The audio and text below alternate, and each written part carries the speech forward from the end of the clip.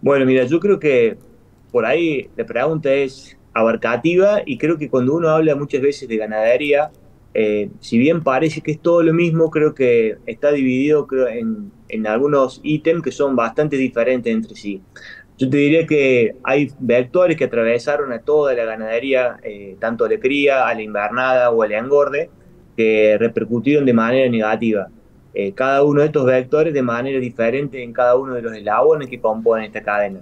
Porque entiendo por ahí que a lo que hace a la cría, la seca que venimos arrastrando del último año, la verdad que hizo que tuviéramos destetes, si bien en términos porcentuales buenos, pero con muy bajo peso, y tuvimos un adelantamiento en la salida de los terneros de este año. No nos olvidemos que la zafra que normalmente se concentra en el mes de abril, este año la tuvimos en la segunda quincena de febrero y la primera quincena de marzo. Eso hizo también que esos terneros que salían bastante más livianos, que iban directamente al feedlot, porque muchas veces la recría, al no haber pasto, no podía tomarlos, hicieron que tuviéramos una salida importante de hacienda gorda, liviana, en el mes de julio, principio de agosto. Creo que en lo que hace a los otros eslabones de la cadena, como son la recría, también viene golpeada por el tema de la sequía, y sin lugar a dudas el feedlot,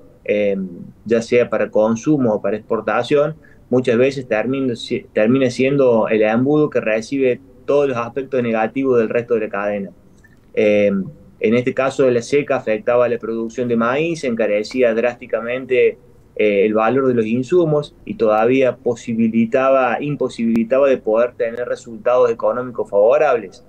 Y en la segunda mitad del año creo que hemos vivido una incertidumbre desde lo político que arrastró a lo económico y a lo financiero, que atravesó a toda la cadena ganadera como a todos los sectores de la economía argentina. Desde las pasos en el mes de agosto, las generales en octubre y la segunda vuelta hace escasos 10 días,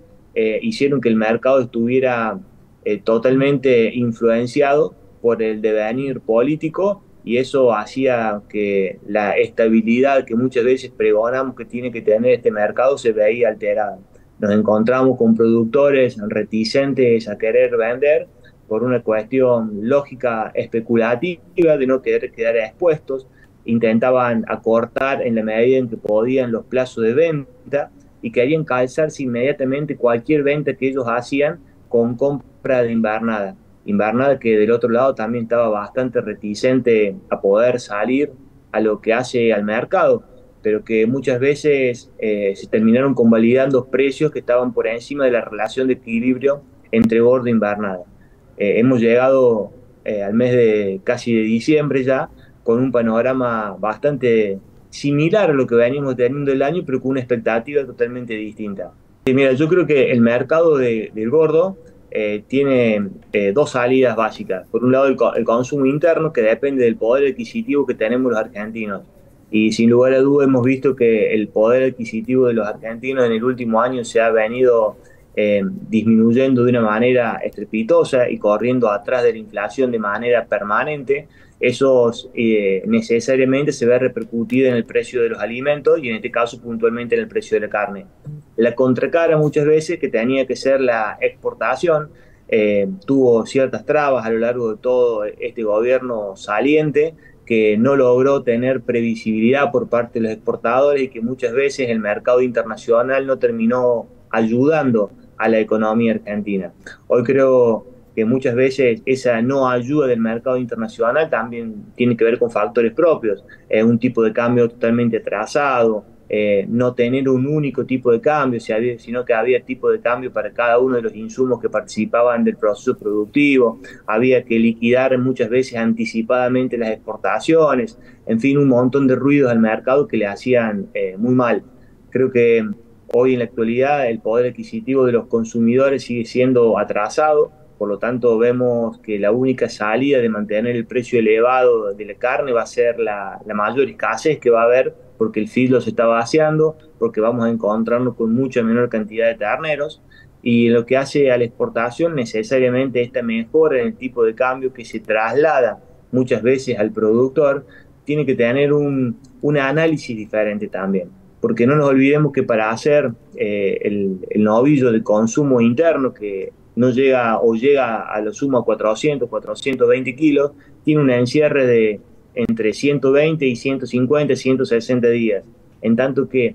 para hacer un novillo de exportación necesitamos por lo menos 8 o 9 meses de encierre para comenzar a hablar de que el novillo alcanza los kilos necesarios para poder ser exportado, teniendo en cuenta este año también que la recría que nos permitía entrar con animales más pesados estuvo básicamente ausente por las cuestiones climáticas. Entonces, ese mayor tiempo de preparación que necesita el novillo comiendo dentro del feedlot para ser llevado a exportación es compensado por una tasa de interés altísima que muchas veces cuando cerramos la ecuación no necesariamente la exportación le va mejor que el consumo.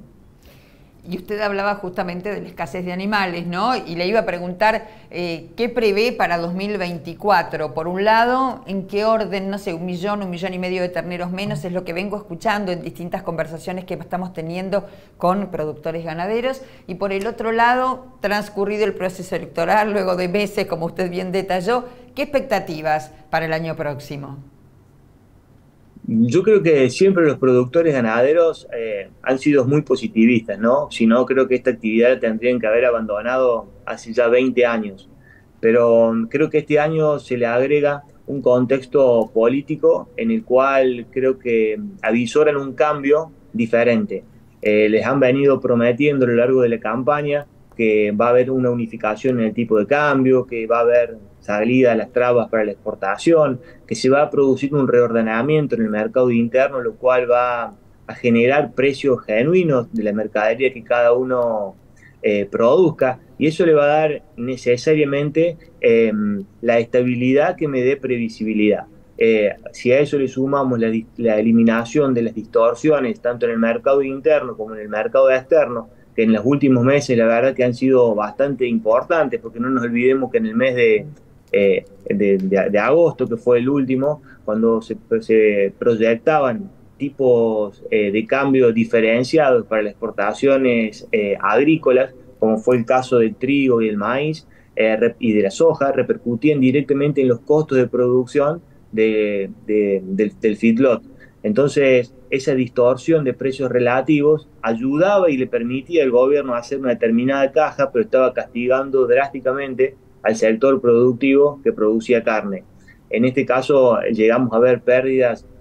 en encierre del filo que superaban los 60.000 pesos por animal, lo cual hacía totalmente inviable en este contexto poder seguir produciendo. De acá para adelante, en la medida que el mercado se siga sincerando, que los precios se sigan transparentando, que logremos tener una estabilidad, vamos a ir teniendo una mayor posibilidad de inversión y las tasas de interés se tienen que ir acomodando. Son procesos productivos que tienen en mediano y largo plazo. Y en cuanto a la cantidad de terneros que vamos a tener el año que viene, creo que la campaña de vacunación que estamos cerrando ahora nos va a terminar de dar el número más o menos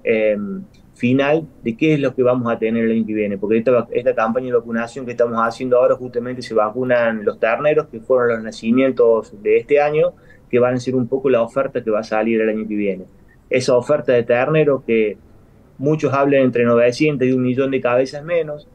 otros son un poco más optimistas y dicen que 500.000, y hay algunos que dicen que no vamos a tener muchas modificaciones en los números porque los rodeos de cría se han ido limpiando en la medida en que hemos tenido la seca que nos ha castigado en los últimos 2 o 3 años. Es decir, que los rodeos han quedado con vacas mucho más productivas, lo cual deberían generar una mayor tasa de destete, porque Argentina históricamente tuvo una muy baja tasa de destete de sus rodeos de cría. Entonces, si logramos tener una limpieza de esos rodeos de cría a lo largo del año, ayudado también por el muy buen precio que tiene la vaca para el comercio internacional, hizo que a lo mejor las tasas de destete de este año ayuden a compensar un poco las cuestiones climáticas.